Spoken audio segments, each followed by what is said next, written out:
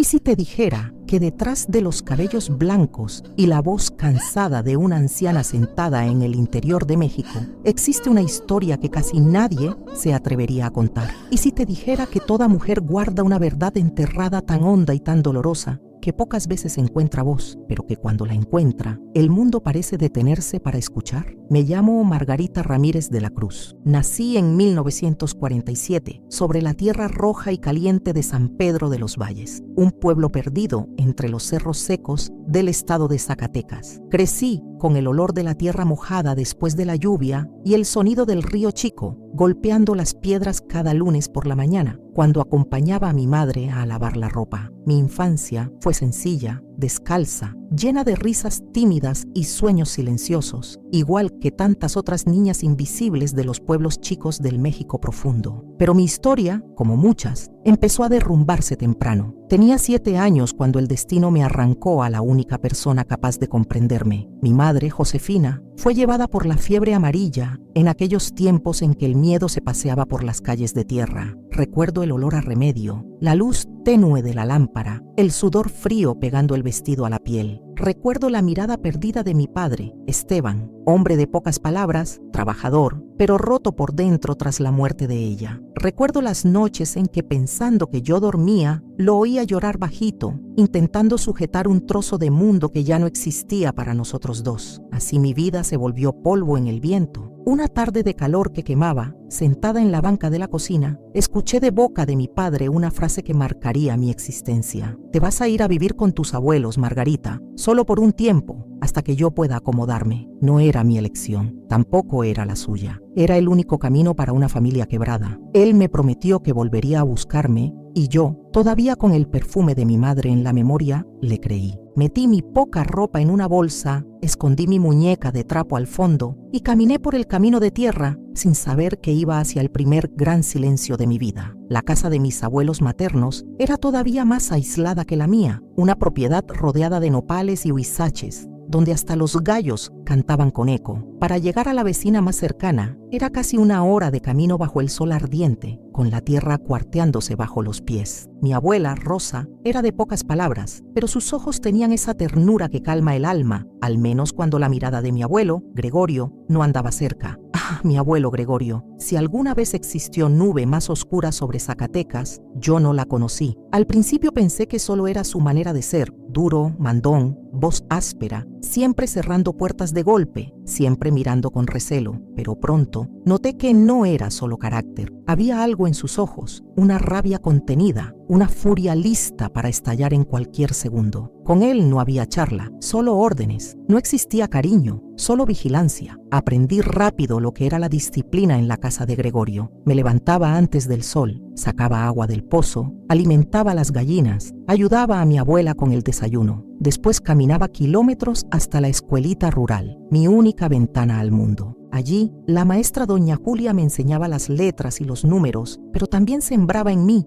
palabras de esperanza. Eres lista, Margarita. Tienes futuro en los estudios, decía. Eso me alimentaba el alma, pero también encendía el enojo de mi abuelo. Para él, una niña no necesitaba escuela, tenía que aprender a servir. Todo era regla, hora de despertar, de comer, de hablar, de regresar de la escuela. Si me tardaba, me quedaba sin cenar. Si un plato estaba mal lavado, todo el trabajo se empezaba otra vez desde cero. Los domingos eran especialmente temidos. Era el día en que mi abuelo se reunía con otros hombres a jugar baraja y beber mezcal en la tienda de don Ramiro. Siempre volvía diferente, más tosco, más colorado, más peligroso. Mi abuela y yo, calladitas, aprendimos a no respirar fuerte, esperando que se durmiera antes de explotar. Mi abuela me decía, así es la vida, mi hija. La mujer nació para sufrir callada y agradecer lo poco que tiene. Hoy sé que estaba equivocada, pero a los 8, 9, 10 años, una cree lo que dicen los grandes, aunque duela como herida abierta. El tiempo pasaba lento, igual que las recuas que cruzaban los cerros. Cuando cumplí 14 años, empecé a trabajar en la única tienda del pueblo, creyendo que eso era libertad. pero el dinero, claro, iba directo al bolsillo del abuelo. Siempre lo mismo. Mientras comes mi comida, trabajas para mi sustento, repetía, guardando los billetes como si fueran trofeos de guerra. Mientras México cambiaba allá afuera, en Zacatecas todo seguía detenido en el tiempo, sin luz eléctrica, sin novedades, solo las mismas voces y los mismos miedos girando en círculo. Mi adolescencia fue hecha de pequeñas rebeldías escondidas, libros bajo el colchón, lecturas a la luz de la vela, sueños guardados en papelitos con las pocas amigas, pero nada alcanzaba para romper el ciclo. Lo peor no eran las tareas pesadas ni los castigos, lo peor era la mirada de Gregorio, sobre todo cuando regresaba borracho, una mirada que me hacía sentir invisible y sucia, como si no valiera nada. Igualita a tu madre, escupía, como si fuera maldición. Y yo, que solo quería huir, sentía que la esperanza se me secaba cada día. A los 15 años llegó el golpe final. Me prohibieron estudiar. Ya estudiaste demasiado para ser mujer, decretó mi abuelo. Ahora aprender a cuidar la casa. Lloré días y noches. Doña Julia intentó defenderme, pero fue echada de nuestra casa a gritos. En los pocos bailes del pueblo, nunca me dejaban ir sola. Si iba, el abuelo me vigilaba de cerca, alejando a cualquier muchacho que intentara acercarse. Los hombres solo quieren una cosa de una muchacha como tú, decía. Deberías agradecer que te cuido. Palabras filosas que dolían más que cualquier golpe. A los 17, Gregorio empezó a vigilar hasta lo que vestía, a controlar cada paso, cada palabra. Hubo noches en que junté una bolsa, soñando con escapar, encontrar a mi padre en Ciudad Juárez, pero siempre pensaba en mi abuela, tan frágil, tan sola, y me quedaba. Ella era mi único consuelo. En las noches de soledad me contaba historias de juventud,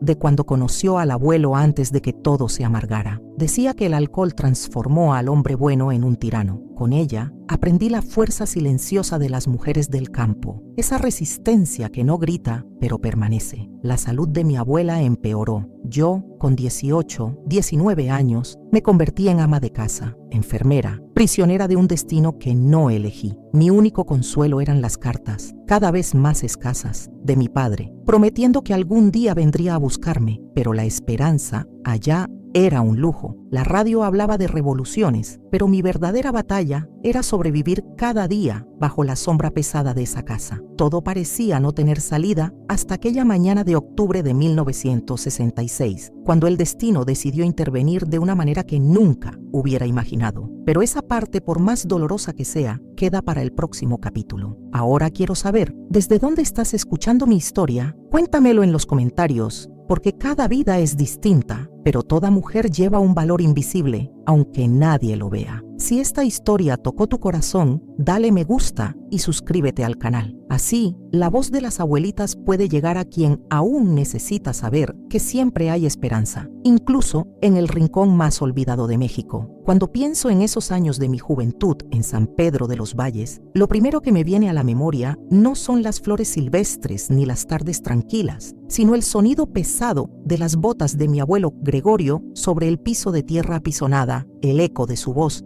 llenando cada rincón de la casa, el frío en la espalda cada vez que su sombra se acercaba más de la cuenta. Todo en aquella casa era rutina, repetición, control. Los días se parecían tanto unos a otros que a veces creía que la vida entera era un mismo domingo triste, con el reloj detenido y el aire denso de lo que nunca se decía. Mi abuela Rosa era la única que suavizaba un poco ese ambiente. No era mujer de muchas palabras, pero tenía gestos pequeños de ternura que guardaba solo para mí. Una trenza bien hecha antes de ir a la escuela, un pedazo de pan dulce escondido en el delantal, una mirada cómplice cuando yo arriesgaba alguna pregunta prohibida. Pero ni siquiera su cariño era suficiente para protegerme de las reglas estrictas de Gregorio. Él gobernaba la casa como un patrón de hacienda: levantarse antes de la aurora, terminar el desayuno antes de que el sol tocara el gallinero, trabajar sin pausa y sin reclamo, cumplir cada orden al pie de la letra. En su mundo todo tenía lugar y tiempo, y cualquier desviación era castigada sin misericordia. Recuerdo las primeras veces que intenté protestar, defender mi derecho a soñar, a leer, a imaginar un futuro distinto al que él imponía. Eso es para los hombres, me cortaba sin siquiera mirarme a los ojos. Una mujer decente aprende a callar, a servir y a no meter ideas raras en la cabeza. Sus palabras se quedaban en el aire como cuchillos suspendidos, listas para caer en cualquier momento. Yo aprendí pronto a tragarme las ganas de contestar, a fingir que no escuchaba, a esconder mis libros bajo el colchón y mi rabia bajo la almohada. Solo en la escuelita rural podía respirar un poco de libertad.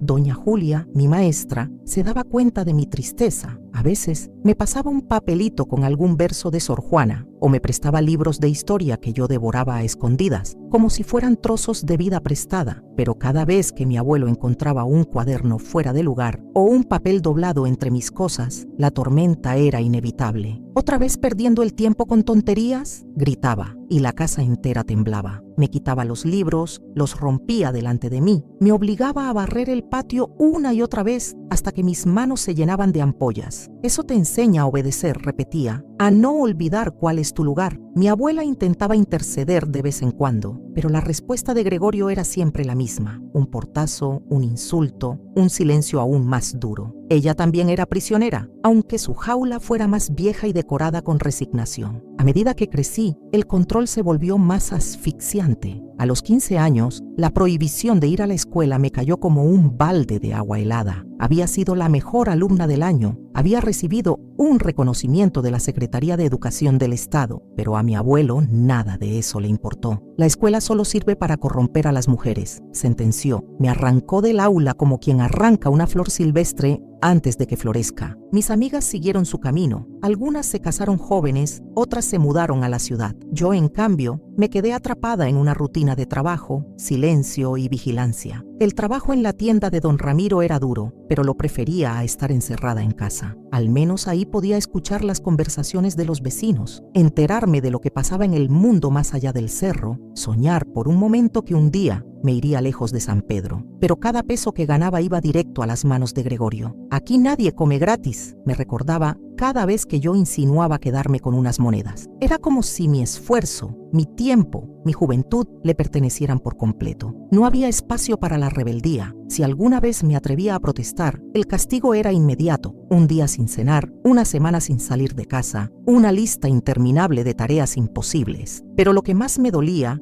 no eran los trabajos pesados ni el hambre de vez en cuando. Era la sensación de no valer nada, de ser invisible, de cargar con una culpa que no entendía. Cada vez que Gregorio bebía, que era casi todos los domingos, su voz se volvía más cruel, sus insultos más personales. «Eres igualita a tu madre», escupía entre dientes. Llena de sueños tontos, por eso la vida la castigó. Yo agachaba la cabeza, mordiéndome los labios para no llorar. Solo en la oscuridad del cuarto, con la cara hundida en la almohada, me permitía soltar las lágrimas que nadie debía ver. El miedo se convirtió en compañero constante. Miedo a hablar de más, a mirar de frente, a equivocarme. Aprendí a caminar despacio, a no hacer ruido, a anticipar los gestos de mi abuelo para evitar su furia. Mi abuela Rosa, aunque siempre dulce, no podía hacer mucho más que darme un abrazo a escondidas o contarme historias del pasado. Gregorio no siempre fue así, me susurraba. La vida lo hizo duro y el mezcal terminó de perderlo. A veces soñaba con que mi padre vendría a buscarme, como había prometido, pero las cartas cada vez eran más espaciadas, las promesas más vagas. El mundo se fue encogiendo hasta quedar reducido a los límites de la casa y la tienda. A los 17 años, el control de mi abuelo se volvió casi obsesivo. Vigilaba mi ropa, mis pasos, mis palabras. Un día me descubrió hablando con un joven repartidor que traía mercancía para la tienda. No me habló durante semanas, pero cada vez que me cruzaba en su camino, sentía el peso de su mirada clavándose en mi espalda. «No quiero que te conviertas en una cualquiera», me advirtió un día. No bajo mi techo. Empecé a pensar en la huida, a imaginar rutas posibles, a juntar ropa y guardar unas monedas bajo la almohada. Pero cada vez que estaba a punto de dar el paso, me frenaba el pensamiento de dejar sola a mi abuela, tan frágil, tan indefensa frente al carácter de Gregorio. Con el tiempo, mi vida se redujo a servir, a obedecer, a sobrevivir. Las noches eran las peores. Me quedaba despierta mucho después de que todos dormían, repasando en mi mente escenas de una vida distinta,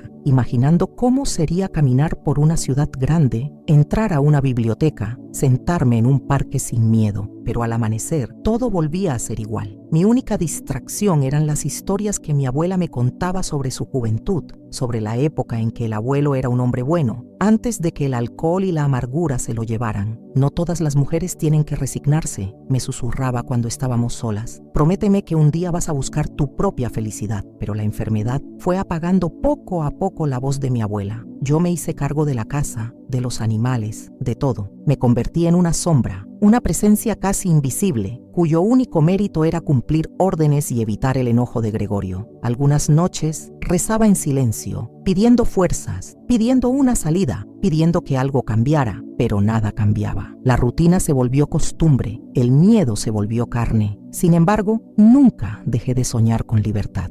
A veces, cuando el aire de la madrugada era fresco y la casa quedaba en silencio, me asomaba por la ventana y miraba el horizonte, imaginando que en algún lugar allá afuera existía un destino mejor. Me repetía como un mantra que algún día iba a ser dueña de mi propia vida. No sabía cómo ni cuándo, pero tenía que creer que era posible. Ese anhelo silencioso fue lo único que me mantuvo viva por dentro en aquellos años de encierro y opresión. Y aunque mi cuerpo aprendió a obedecer, mi espíritu nunca terminó de rendirse. Ahora quiero saber, ¿alguna vez has sentido que tu vida está completamente bajo el control de otro? ¿Has tenido miedo de soñar en voz alta? Cuéntamelo en los comentarios. Compartir tu experiencia puede ser el primer paso para liberarte de ese silencio. Nunca he olvidado el modo en que los días y las noches se fundían en un solo tiempo en la casa de mis abuelos en San Pedro de los Valles. Era como si el sol saliera y se pusiera únicamente para marcar los límites de mi encierro, no para traer esperanza o consuelo. La rutina era una jaula, las paredes de adobe un recordatorio constante de que mi vida se había convertido en una sucesión de obediencias, de miradas bajas, de palabras que no se podían decir. Conforme pasaban los meses, la salud de mi abuela Rosa fue debilitándose, como si cada año le robara un poco de voz, de fuerza, de alegría. La tos, que empezó leve, se fue volviendo más intensa, hasta que un invierno ya no la dejó en paz. Yo, aún siendo una muchacha, asumí responsabilidades que muchas mujeres solo conocen después de casarse y tener hijos. Cuidaba de ella, mantenía la casa en orden, me ocupaba de las gallinas y la huerta, todo sin ayuda, porque Gregorio se limitaba a supervisar y dar órdenes, como si yo fuera solo un par de manos más en su pequeño reino. Lo más duro era la soledad.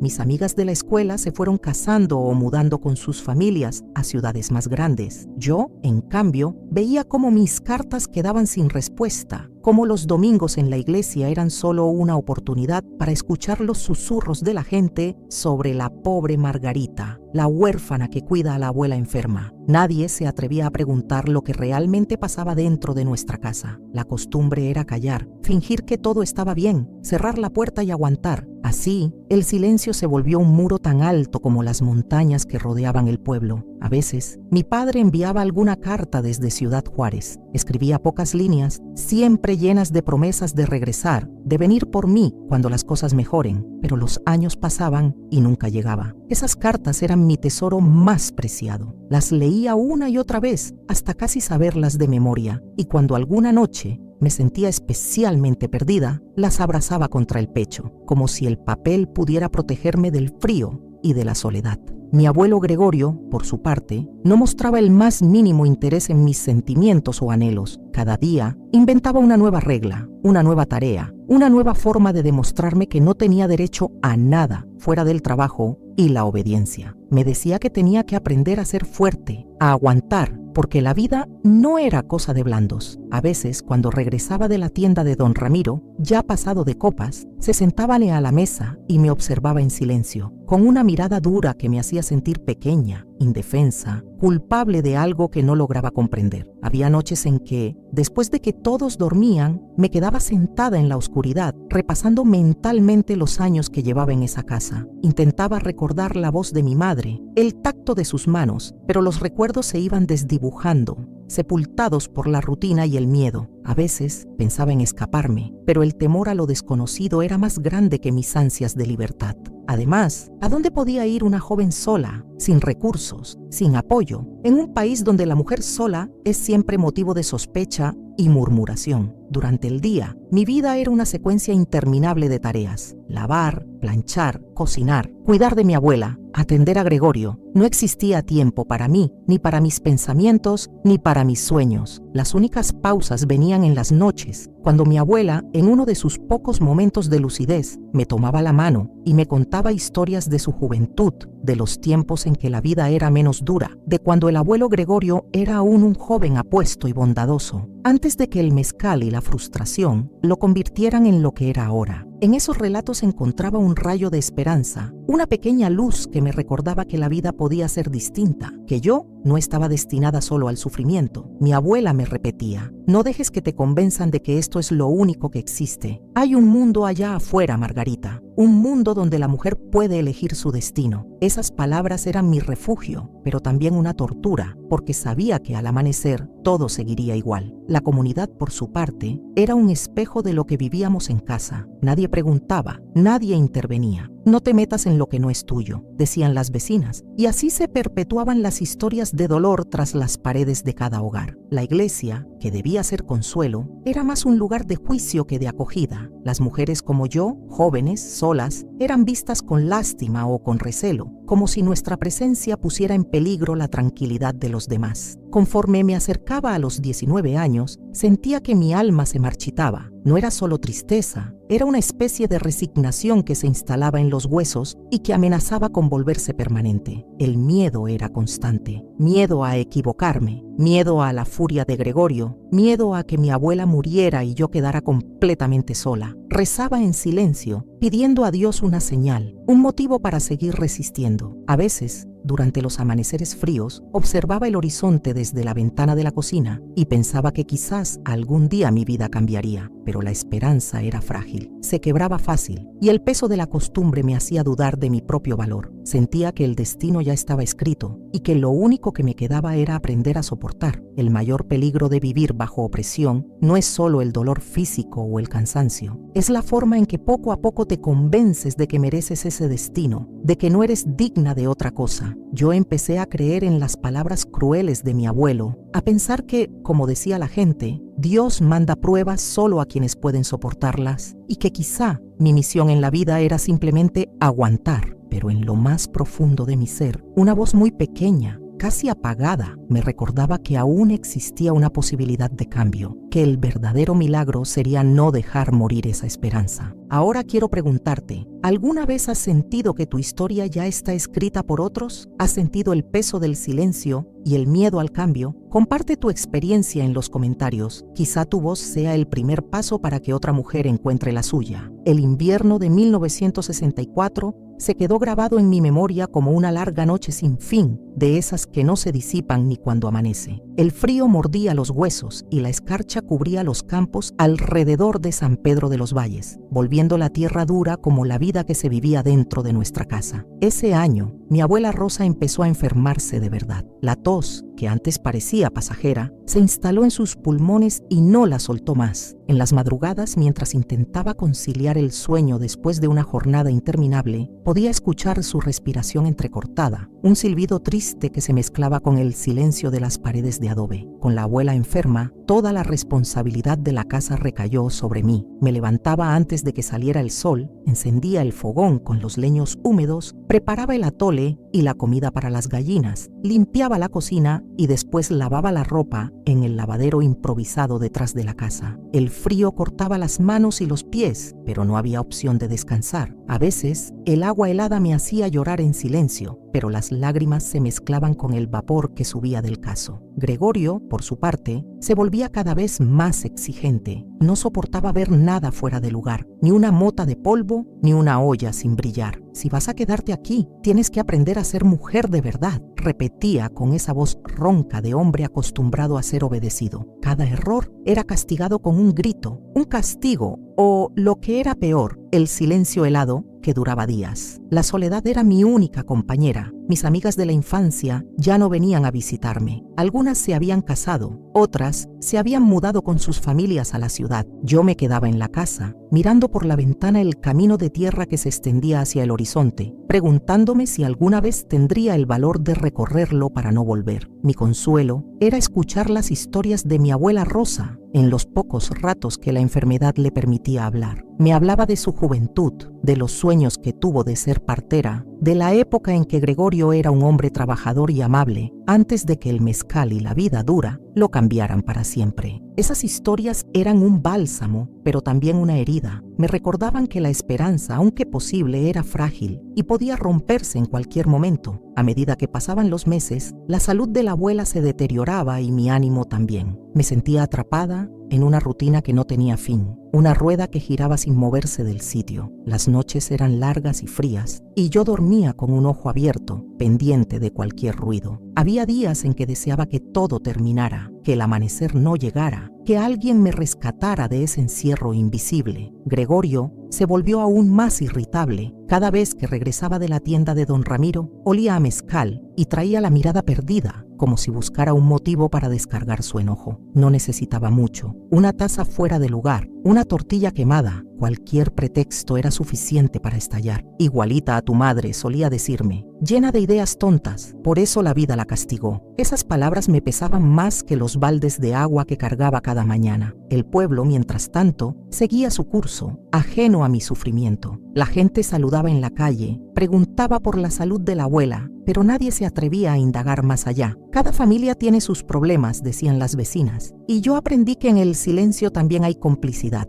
La iglesia no era refugio, sino un lugar de miradas inquisitivas y murmullos a media voz. Yo asistía más por mi abuela que por convicción, y cada vez que cruzaba la puerta, sentía el peso de las miradas sobre mi espalda. Mi padre seguía escribiendo desde Ciudad Juárez, pero sus cartas se volvieron cada vez más esporádicas. En ellas prometía volver, preguntaba por la salud de la abuela y me pedía paciencia. Yo ya no le creía. Empecé a leer sus cartas no como promesas, sino como pequeños recordatorios de que había otro mundo fuera del nuestro, aunque no fuera para mí. Algunas noches, cuando la desesperanza era demasiado grande, releía una y otra vez sus palabras hasta quedarme dormida. A los 19 años, sentía que mi vida se había reducido a servir, aguantar y callar. Había dejado de soñar, de reír, incluso de pensar en el futuro. El miedo se había vuelto costumbre y la tristeza una compañera constante. Comía poco, dormía menos y el cansancio era tan grande que a veces me sorprendía despertando de pie, con la escoba en la mano, sin recordar cómo había llegado ahí. Empecé a tener lagunas en la memoria, momentos en los que me sentía fuera de mi cuerpo, como si fuera una espectadora de mi propia existencia. En medio de ese abismo, la única luz eran los ratos junto a la abuela. Aunque estaba débil, se esforzaba por darme ánimos. No dejes que el dolor se te meta en el alma, me decía. Tienes derecho a ser feliz, aunque ahora no puedas verlo. Ella era la única que notaba mi tristeza profunda. Una tarde, después de una crisis de tos, me pidió que me sentara a su lado. Tomó mi mano con fuerza y con la voz quebrada me hizo prometer que pasara lo que pasara, yo buscaría la manera de ser feliz, de salir de esa casa, de no repetir el destino de las mujeres de nuestra familia. Lloré como no lloraba desde niña. Sentí que en ese momento algo dentro de mí se rompía, pero también se encendía una chispa. No sabía cómo, ni cuándo, ni con qué fuerzas, pero supe que un día debía cumplir esa promesa. Esa noche, mientras preparaba la medicina para la abuela, pensé en todas las mujeres del pueblo, en sus vidas de trabajo y resignación, en sus silencios heredados. Comprendí que la única manera de romper el ciclo era atreverme a imaginar una vida diferente, aunque fuera solo en sueños. Gregorio nunca sospechó de mis pensamientos. Para él, yo era una sombra más de la casa, útil mientras obedeciera, insignificante si me atrevía a mostrar voluntad. Si alguna vez percibía mi tristeza, lo atribuía a debilidades de mujer, a esas cosas que traen las mujeres en la sangre, como decía despectivamente. Jamás preguntó por mis sueños, ni por mi miedo, ni por mi cansancio. El tiempo pasó, la abuela empeoró, y yo sentía que con cada día se me iba un pedazo de alma, pero seguía adelante, por ella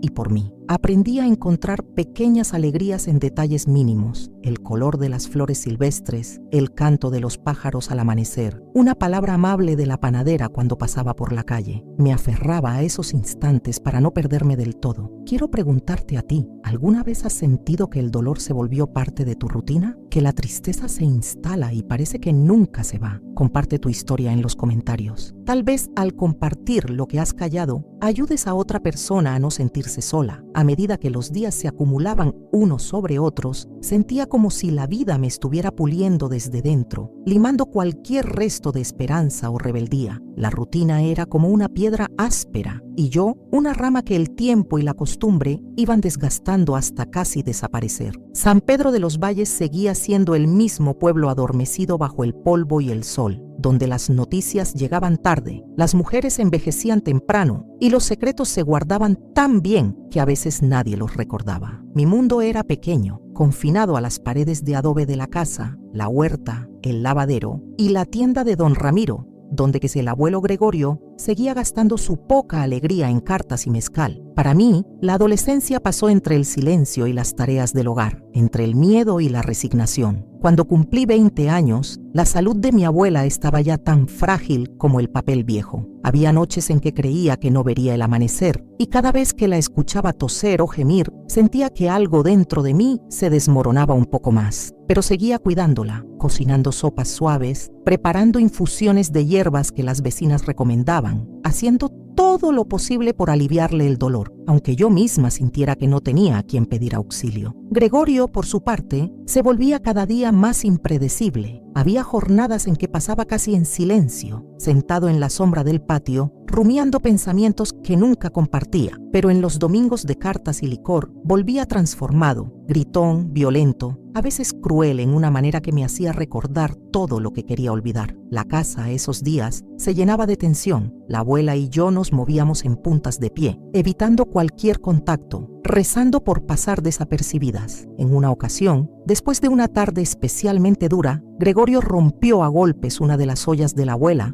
porque no encontró la comida a su gusto. Los pedazos de barro rodaron por el suelo como si fueran restos de una vida mejor, y yo tuve que recogerlos en silencio, conteniendo las lágrimas. Cuando terminé de limpiar, mi abuela me miró con los ojos llenos de compasión, como si por fin entendiera cuánto me estaba costando sobrevivir en esa casa. «Esto no es vida para nadie, hija», susurró, y sentí que cada palabra era una pequeña grieta por donde entraba un poco de aire fresco. Las cartas de mi padre seguían llegando, pero cada vez con menos frecuencia y más llenas de excusas. A veces, solo unas líneas. «Espero que estén bien, que la abuela mejore, que tú sigas fuerte». Pero no había promesas de volver, ni de cambiar nada. Yo las leía igual, como si fueran oraciones, aferrándome a la idea de que alguien en algún lugar del mundo todavía pensaba en mí. El pueblo era un reflejo de la vida que llevaba en casa. Las vecinas me saludaban con cordialidad, pero nadie se detenía demasiado tiempo. Todos parecían intuir que en la casa de los Ramírez de la Cruz había algo más que enfermedad y pobreza, pero el silencio era más cómodo que la verdad. En la iglesia, cada vez que rezaba junto a mi abuela, pedía en secreto que algo, lo que fuera, cambiara el rumbo de nuestras vidas. En medio de todo eso, empecé a experimentar cosas que no entendía. Había noches en que despertaba de un salto, el corazón latiendo rápido, empapada en sudor, convencida de que algo malo iba a suceder. Otras veces sentía que el tiempo se congelaba, que los minutos eran eternos y yo era solo una sombra esperando a que alguien la viera. Me descubrí caminando por la casa sin recordar lo que hacía, perdiendo la noción de los días, repitiendo tareas una y otra vez porque me parecía que nunca terminaban. Un día, mientras lavaba la ropa en el patio, la vecina de al lado, doña Magdalena, se acercó y me preguntó si necesitaba ayuda. No supe qué decir. Nadie solía ofrecerme nada, y menos aún un gesto de solidaridad. «Te veo muy cansada, Margarita», dijo. «No tienes que cargar sola con todo». Su voz era suave, pero en mi interior se desató una tormenta de emociones. Quise decirle que sí, que necesitaba ayuda, que estaba agotada de tanto silencio y de tanto dolor. Pero las palabras se quedaron atascadas en mi garganta. Asentí y seguí lavando, como si nada hubiera pasado, aunque en mi corazón algo empezaba a cambiar. Esa misma noche, mientras preparaba la cena para la abuela, recordé las historias que ella me contaba sobre su juventud,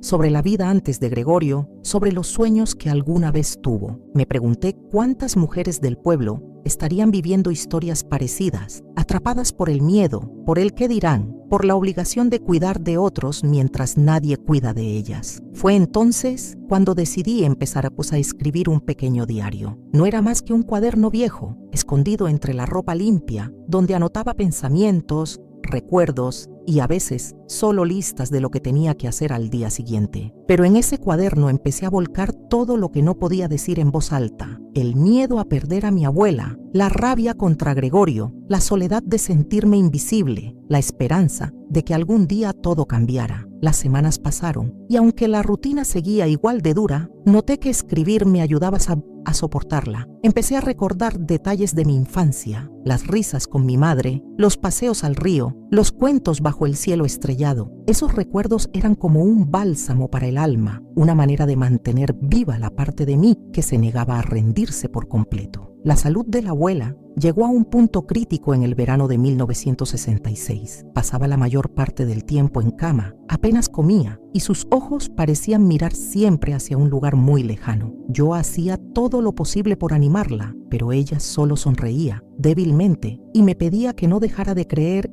en un futuro mejor. No fue hasta una tarde de octubre que todo cambió de golpe. Gregorio había salido del pueblo para un entierro y por primera vez en meses sentí que podía respirar sin miedo. Me senté junto a la abuela y en un momento de lucidez, ella me tomó la mano y me hizo prometer que no me resignaría, que buscaría la felicidad aunque el camino fuera difícil. Fue una promesa hecha entre lágrimas, una promesa que todavía hoy, tantos años después, sigue doliendo y dando fuerza al mismo tiempo. Esa noche, mientras la abuela dormía, salí al patio y miré el cielo. Sentí que la vida me estaba dando una señal, que el destino podía cambiar si yo me atrevía a dar el primer paso. No sabía cómo lo haría, ni cuánto tiempo me tomaría, pero por primera vez en mucho tiempo sentí que había esperanza. Ahora quiero preguntarte, ¿alguna vez has sentido que tu vida se repite en un ciclo interminable y que un pequeño acto de valor podría cambiarlo todo? Comparte tu experiencia en los comentarios. Tal vez tus palabras sean la luz que otra persona necesita para encontrar el camino. Los días siguientes a la promesa que hice a mi abuela Rosa se convirtieron en una cadena de recuerdos difíciles, donde el tiempo parecía moverse despacio y, a la vez, se me escapaba de las manos. Cada amanecer traía consigo un peso nuevo, como si el mundo entero me estuviera empujando a tomar una decisión que no sabía cómo afrontar. Me levantaba antes de que cantaran los gallos, recorría los mismos pasillos, preparaba los mismos remedios, escuchaba la tos de la abuela, el silencio cada vez más prolongado de Gregorio y sentía que mi cuerpo iba perdiendo fuerza poco a poco. La resignación era un veneno lento, pero la promesa a mi abuela me mantenía viva, obligándome a no rendirme del todo. Aquel octubre de 1966 fue decisivo. Gregorio tuvo que salir a la comunidad vecina para asistir a un velorio, dejando la casa bajo mi cuidado. Era una de las pocas veces que me sentí dueña de mi propio destino, aunque solo fuera por un día. Aproveché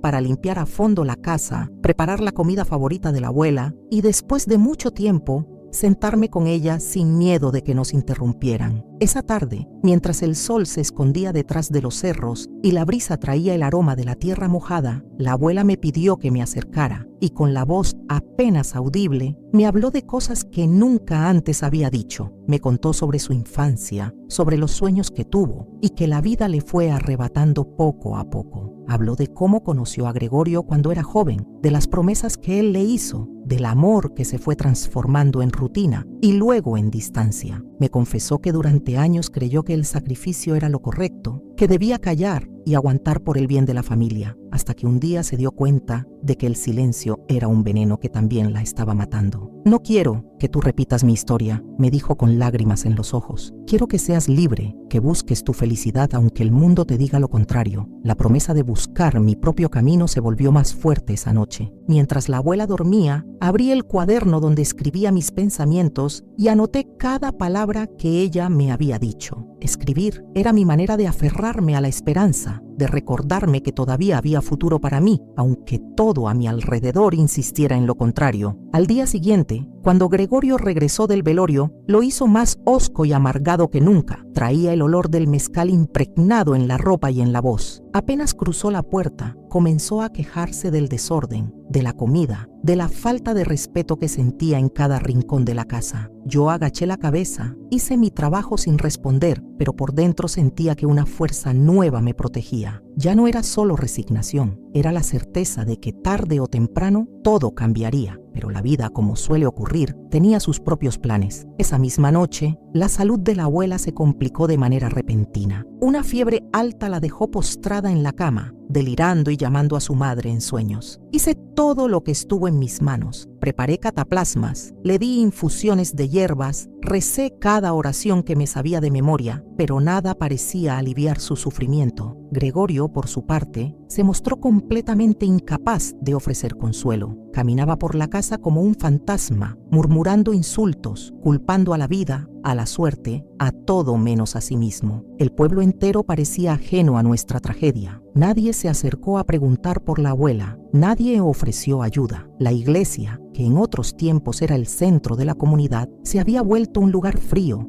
lleno de miradas desconfiadas y palabras vacías. Yo iba a misa por obligación, pero cada vez que entraba, sentía que el peso de las expectativas y de los juicios era más fuerte que cualquier promesa de consuelo. Con el paso de los días, la fiebre de la abuela no cedía. Una tarde, mientras le cambiaba las sábanas, me pidió que me acercara. «No te aferres a esta casa, Margarita», susurró, «ni a este dolor. Prométeme que vas a salir de aquí, que no vas a dejar que el miedo te encadene como me encadenó a mí». Sus palabras me golpearon con fuerza, haciéndome entender que la verdadera cárcel no era la casa, ni Gregorio, ni el pueblo. Era el miedo que me habían enseñado desde niña, el miedo a decepcionar, a ser diferente, a tomar decisiones propias. La muerte llegó silenciosa, una madrugada fría. Desperté al sentir que la abuela ya no respiraba. Me senté a su lado durante horas, sosteniendo su mano, incapaz de llorar o de moverme. Gregorio no dijo una palabra. El silencio fue absoluto. Esa mañana, mientras el sol asomaba por el horizonte, entendí que había llegado el momento de cumplir mi promesa, aunque el dolor me partiera el alma. Los días que siguieron fueron una mezcla de vacío y de decisiones urgentes. Organizamos el entierro con ayuda de un vecino, y después de despedirnos de la abuela, la casa se sintió más grande y más solitaria que nunca. Gregorio se encerró en su mundo, saliendo solo para ir a la tienda y regresar con más mezcal. Yo, en cambio, comencé a planear mi huida. Sabía que no podía quedarme más tiempo ahí. La promesa hecha a la abuela era ahora mi única guía, el motor que me obligaba a buscar una vida diferente. Junté mis pocas pertenencias, el cuaderno donde escribía, una foto vieja de mi madre, el rosario de la abuela y algo de ropa. Empecé a preguntar en el pueblo por algún trabajo en la ciudad, aunque fuera de sirvienta o ayudante en una tienda. La gente me miraba con lástima, algunos con desprecio, otros con una compasión silenciosa, pero yo no buscaba aprobación, solo una salida. El día que decidí irme, amaneció nublado. Gregorio estaba borracho desde la noche anterior y ni siquiera notó mi ausencia hasta varias horas después. Caminé hasta la parada del camión. Sentí el peso de cada paso, el miedo, la tristeza, la esperanza mezclándose en el estómago como una tormenta. Al subir al camión que me llevaría a Zacatecas capital, sentí por primera vez en mi vida que el futuro era incierto, pero que al menos era mío. En ese viaje, miré por la ventana los paisajes conocidos, los cerros, los campos secos, el cielo inmenso del norte de México, y pensé en todas las mujeres que, como yo, han tenido que romper con lo que se espera de ellas para buscar un destino propio. Supe que el camino no sería fácil, que el dolor seguiría acompañándome por mucho tiempo, pero también sentí que cada kilómetro me alejaba un poco más de la tristeza y me acercaba a la posibilidad de encontrarme a mí misma. Quiero preguntarte, ¿has tenido que tomar una decisión difícil, dejar atrás todo por la promesa de una vida mejor? ¿Qué sentiste en ese momento? Comparte tu historia en los comentarios. Tu testimonio puede ser la chispa de valor que otra persona necesita para cambiar su destino. El viaje en camión hacia Zacatecas capital fue, en muchos sentidos, mi primer acto real de libertad y también el más aterrador. Recuerdo cada minuto de ese trayecto, las horas interminables cruzando carreteras polvorientas, el traqueteo constante que hacía vibrar mis pensamientos, las miradas curiosas de los otros pasajeros, algunos hombres mayores que cuchicheaban al verme sola, una muchacha de pueblo con una bolsa pequeña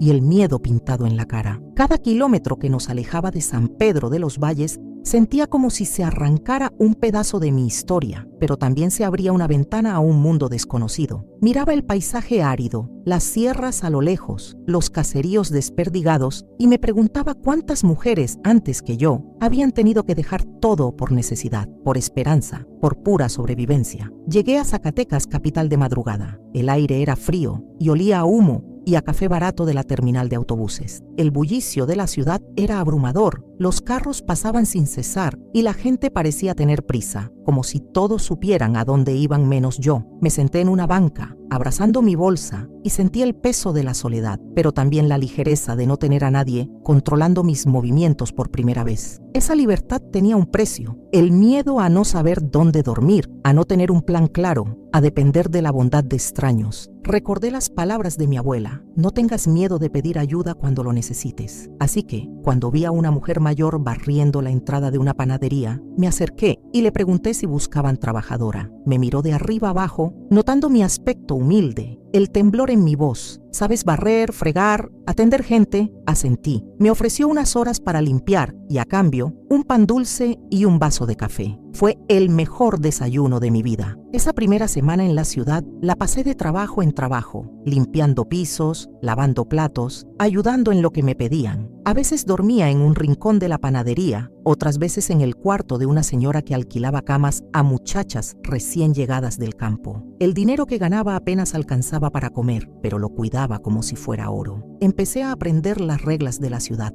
a caminar rápido, a no mirar a los ojos, a guardar silencio ante las groserías, a desconfiar de los hombres que se acercaban demasiado. Todo era distinto y a la vez igual. La sensación de estar sola seguía ahí, pero también la pequeña llama de dignidad que crecía cada día. Al poco tiempo, encontré trabajo estable en una fonda del centro, atendiendo mesas y ayudando en la cocina. La dueña, doña Luisa, era una mujer de carácter fuerte pero justo, que veía en mí a la hija que nunca tuvo. Me enseñó a cocinar platillos típicos, a lidiar con clientes difíciles, a defenderme con palabras cuando hacía falta. Aquí nadie te va a pisotear, Margarita, decía cuando me veía dudando. Por las noches me dejaba dormir en una camita detrás del local y poco a poco ese espacio se volvió mi refugio. Empecé a juntar dinero, poco, pero constante. Soñaba con alquilar mi propio cuarto algún día, con retomar los estudios, con enviarle una carta a mi padre y contarle que estaba viva, que había cumplido la promesa a la abuela. Pero la vida en la ciudad no era fácil para una joven sola y sin familia. Había días en que el cansancio me vencía y las dudas me hacían llorar en silencio, preguntándome si había hecho bien en dejar todo, si la libertad valía tanto sacrificio. A pesar de todo, había momentos de luz, cuando algún cliente me daba las gracias, cuando doña Luisa me invitaba a cenar con su familia, cuando una de las muchachas de la fonda me contaba sus propios sueños y miedos. Empecé a descubrir que la solidaridad entre mujeres podía ser un salvavidas en medio de la tormenta. Compartíamos historias, consejos, chismes y recetas, pero sobre todo, compartíamos la certeza de que cada una, a su modo, luchaba por un lugar en el mundo. Una noche, después de cerrar la fonda, doña Luisa me encontró escribiendo en mi cuaderno. Me preguntó qué anotaba y le confesé que llevaba un diario para no olvidar de dónde venía y hacia dónde quería ir. Me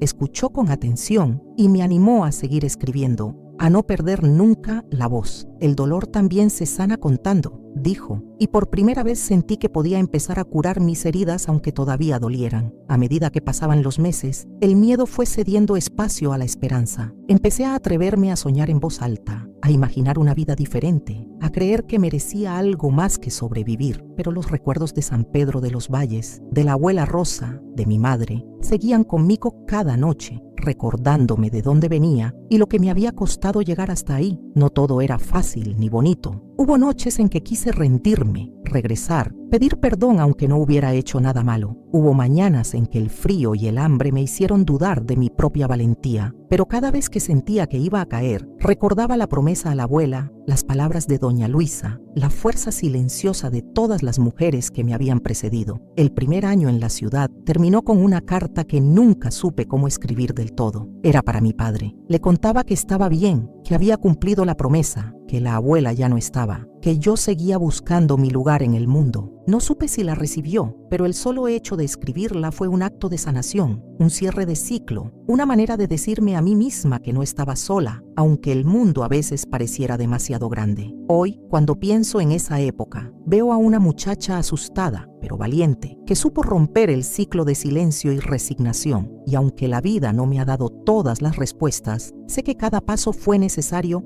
para descubrir mi propia voz. ¿Tú también has sentido el vértigo de empezar de nuevo en una ciudad extraña, lejos de todo lo que conoces? ¿Te has visto obligada a ser más fuerte de lo que pensabas posible? Cuéntamelo en los comentarios. Quizá tu historia sea el reflejo que otra mujer necesita para atreverse a cambiar. Mi vida en Zacatecas capital fue durante los primeros años una continua batalla entre el miedo y el coraje. Cada día amanecía con la sensación de tener que demostrarme a mí misma que era capaz de sobrevivir, aunque la ciudad me resultara extraña y a veces hostil. Los amaneceres eran fríos. El bullicio de los camiones y las voces en la calle me hacían sentir diminuta, invisible entre tanta prisa, pero también me aferraba a cada pequeño logro, una propina más en la fonda, un cliente satisfecho, una noche sin sobresaltos. Era como si mi vida estuviera construida sobre pequeñas victorias silenciosas que solo yo reconocía. En la fonda de Doña Luisa fui encontrando una especie de familia improvisada. Las otras muchachas, la mayoría del interior, compartían historias parecidas a la mía. Infancias difíciles, padres ausentes, la búsqueda de algo mejor en la ciudad grande. Nos reíamos de nuestras desgracias, nos ayudábamos con consejos de cocina y cuando alguna tenía un día especialmente malo, las demás la cobijábamos con un silencio solidario. Era como si,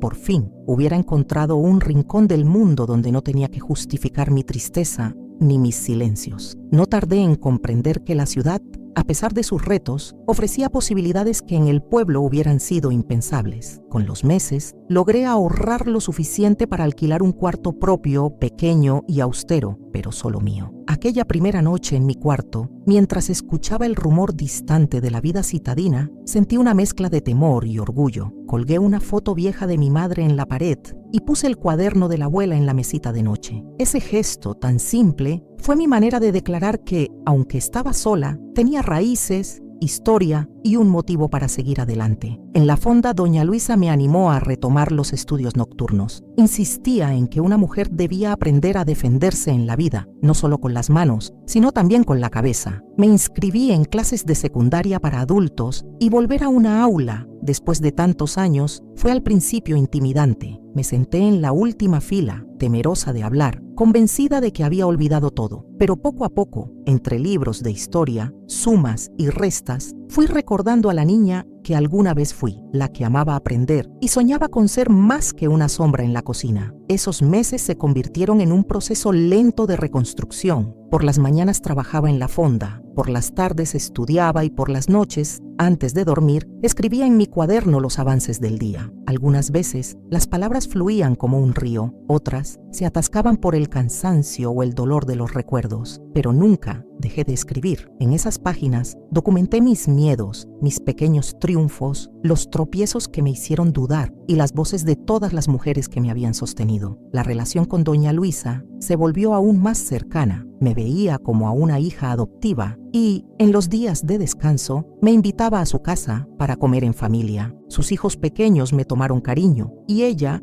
entre consejos y regaños, me enseñó a confiar de nuevo en los adultos. Me habló de su propio pasado, de los desafíos que enfrentó siendo joven viuda y de cómo el dolor, si se comparte, se vuelve menos pesado. Esas tardes, en la cocina de su casa, volví a reír de corazón, a sentir que la vida podía ser también cálida y generosa. No obstante, la ciudad no estaba exenta de peligros. Aprendí a desconfiar de los hombres que ofrecían ayuda desinteresada, a evitar las calles solitarias por la noche, a cuidar mi dinero y mi dignidad con igual celo. Hubo ocasiones en que sentí miedo real. Una vez un cliente insistente me siguió varias cuadras al salir de la fonda. Otra, una compañera fue engañada por un hombre que le prometió matrimonio y la abandonó embarazada. Esos episodios reforzaron en mí la necesidad de solidaridad femenina y la importancia de poner límites. En la escuela nocturna conocí a otras mujeres que, como yo, buscaban reinventarse. Compartimos historias, lágrimas, metas y el deseo profundo de cambiar nuestros destinos. Nos apoyábamos para estudiar, intercambiábamos libros y nos animábamos a no desistir cuando el cansancio amenazaba con vencer. Algunas de esas compañeras se convirtieron en amigas para toda la vida, hermanas elegidas en medio de la adversidad.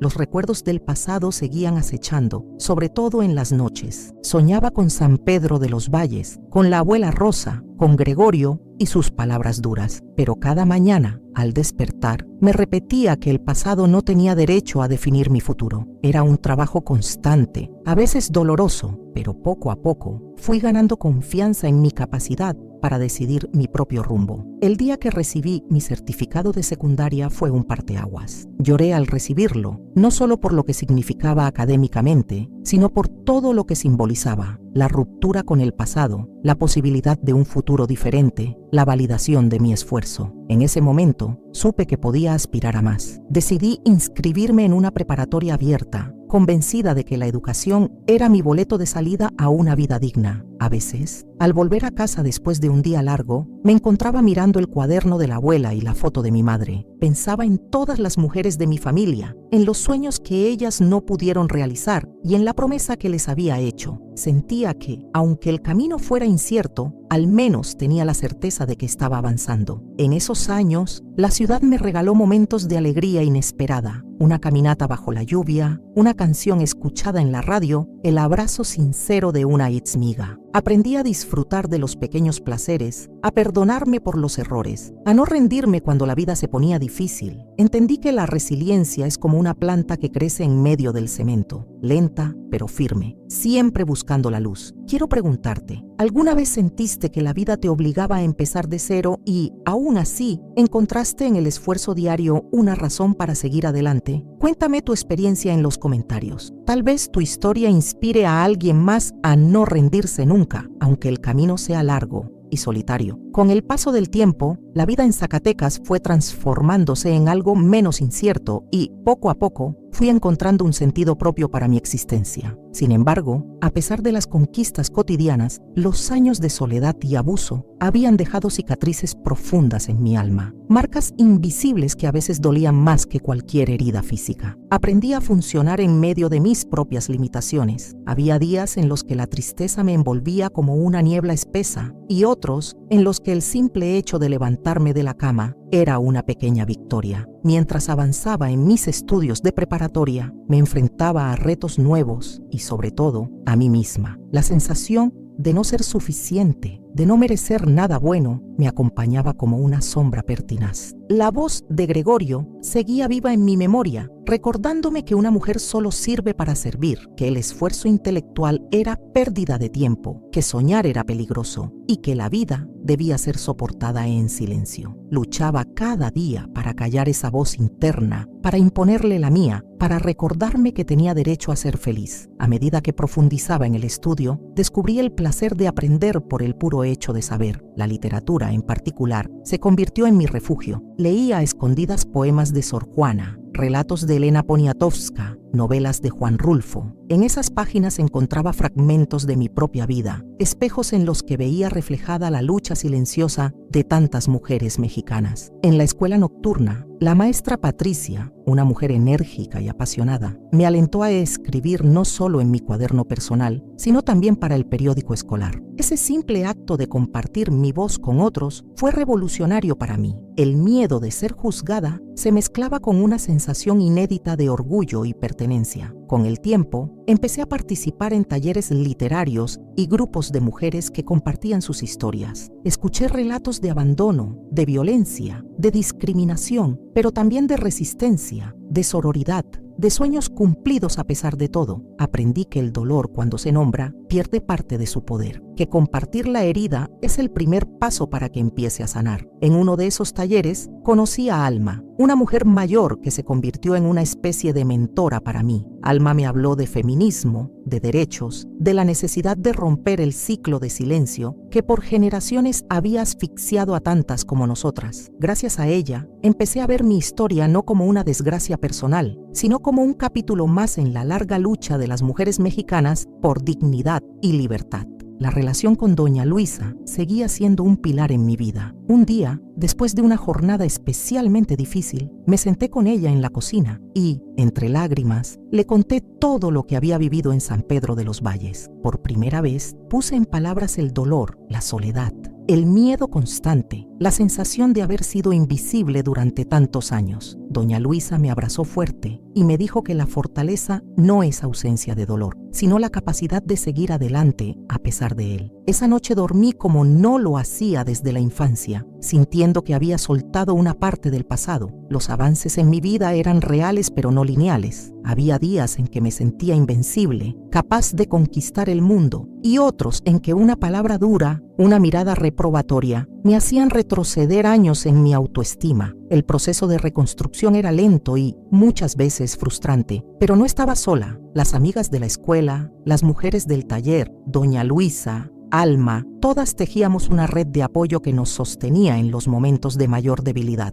Fue durante esta etapa que decidí buscar terapia psicológica en una clínica comunitaria. Aunque al principio sentí vergüenza y miedo de ser juzgada, entendí que sanar no es un acto de debilidad, sino de amor propio. La terapeuta me ayudó a identificar patrones de pensamiento, a distinguir el miedo aprendido de la realidad presente, a soltar la culpa que cargaba desde niña. El proceso no fue fácil. A veces enfrentar el pasado era como abrir una herida mal cerrada, pero con el tiempo fui capaz de mirarme en el espejo sin reproches, de reconocer mis logros y perdonarme por lo que no había podido evitar. Mientras mi mundo interno sanaba, el externo también cambiaba. Al graduarme de la preparatoria, conseguí trabajo en una pequeña biblioteca pública. El simple hecho de estar rodeada de libros, de ayudar a otros a encontrar conocimiento, me llenaba de un orgullo silencioso. Alquilé un departamento pequeño, pinté las paredes de colores vivos, decoré con flores y fotografías de mi familia. Por primera vez, sentí que tenía un hogar construido por mis propias manos y decisiones. La conexión con mis raíces nunca se perdió. En ocasiones, enviaba cartas a San Pedro de los Valles preguntando por la tumba de la abuela, recordando los días de infancia, tratando de reconciliarme con los fantasmas del pasado. Mi padre respondió una vez una carta breve, llena de silencios, pero con un te quiero, al final que, aunque tardío, fue un bálsamo para mi corazón herido. Años después, ya convertida en mujer adulta, volví por un día al pueblo donde nací. Caminé por las calles polvorientas, visité la iglesia, dejé flores en la tumba de la abuela Rosa, miré la casa vieja, ahora vacía, y sentí gratitud y tristeza a la vez. Entendí que nunca sería posible borrar las cicatrices, pero sí aprender a convivir con ellas, a dejar que fueran recordatorios de todo lo que había superado. El dolor nunca desapareció del todo, pero supe transformarlo en fuerza. Escribir, leer, ayudar a otras mujeres fueron mi manera de honrar la promesa que hice a la abuela y a todas las mujeres que me precedieron. Aprendí que cada día de lucha tiene sentido, que no hay victoria pequeña cuando se trata de recuperar la dignidad y la esperanza. Ahora quiero preguntarte, ¿has logrado transformar tu dolor en algo que te impulse a ayudar a otros? ¿Has sentido que compartir tu historia te libera? Cuéntamelo en los comentarios. Tu experiencia puede ser el primer paso en el proceso de sanación de otra persona que aún busca su voz. Con los años, aprendí que la verdadera libertad no llega de golpe ni como en los relatos heroicos que alguna vez leí en los libros. La libertad,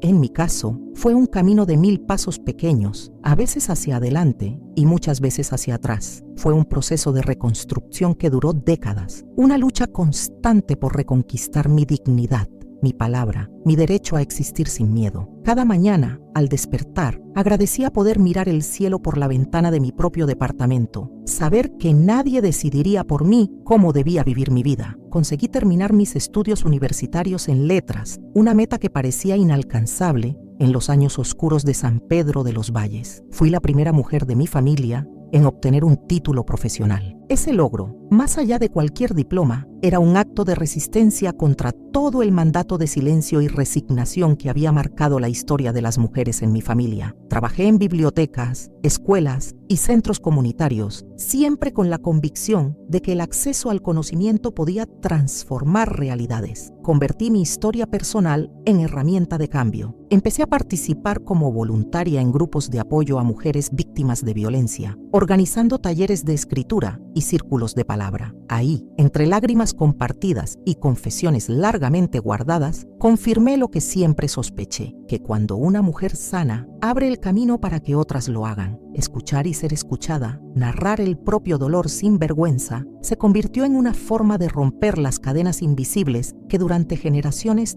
nos ataron a la culpa y el silencio. El trabajo con otras mujeres me permitió dar sentido a mis cicatrices. No eran un estigma, sino el testimonio vivo de una batalla librada y, en cierta medida, ganada. Enseñé a muchas mujeres a escribir sus propias historias, a resignificar su dolor, a convertirlo en fuerza. En cada taller veía reflejado el rostro de mi abuela Rosa, su voz temblorosa pidiéndome que fuera libre, que no repitiera el destino de las mujeres de nuestra familia. Esos recuerdos eran mi brújula, mi recordatorio permanente de que, aún en la oscuridad, siempre hay una luz que puede guiarnos de regreso a nosotras mismas. La sanación, entendí, nunca es absoluta. Hay días en que el pasado vuelve con fuerza, en que los fantasmas susurran dudas y miedos, pero la diferencia es que hoy sé que no estoy sola. He construido una red de afectos y de apoyo, una comunidad de mujeres que se sostienen y se celebran. La soledad de aquellos años en el pueblo es ahora solo un eco lejano, reemplazada por la certeza de que mi voz importa, de que mi experiencia tiene valor y puede iluminar el camino de otras. Mi padre falleció hace algunos años, sin que lográramos sanar todas las heridas, pero aprendí a perdonarlo, a entender sus limitaciones y a no cargar eternamente con la culpa de lo que no pudo ser. Las cartas que alguna vez me envió, aunque escasas, fueron una tregua con el pasado. En el cementerio de Zacatecas, donde descansa ahora, dejo flores y una carta cada aniversario, agradeciéndole por la vida y por la oportunidad de haber encontrado mi propio camino. Volví varias veces a San Pedro de los Valles, cada vez menos temerosa. Recorrí los caminos polvorientos de la infancia, saludé a viejas vecinas, caminé hasta la casa donde todo empezó. La sentí más pequeña de lo que recordaba, menos amenazante. Dejé flores en la tumba de mi abuela y por fin pude despedirme de ese ciclo de dolor, no con odio ni resentimiento, sino con gratitud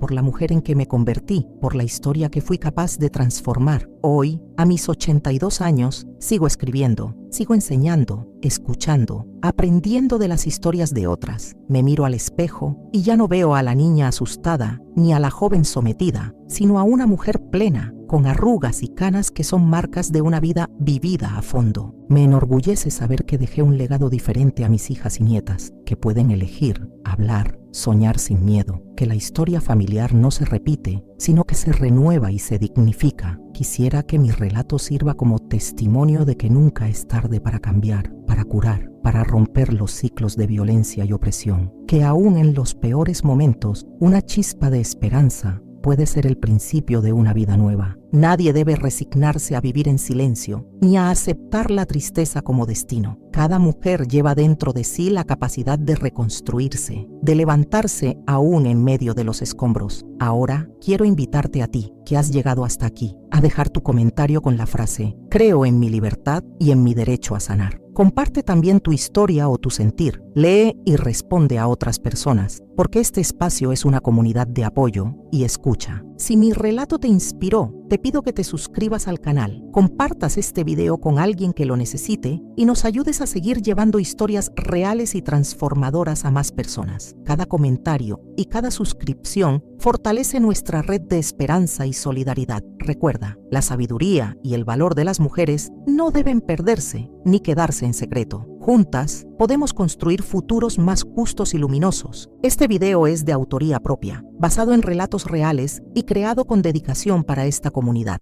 Gracias por escuchar mi voz.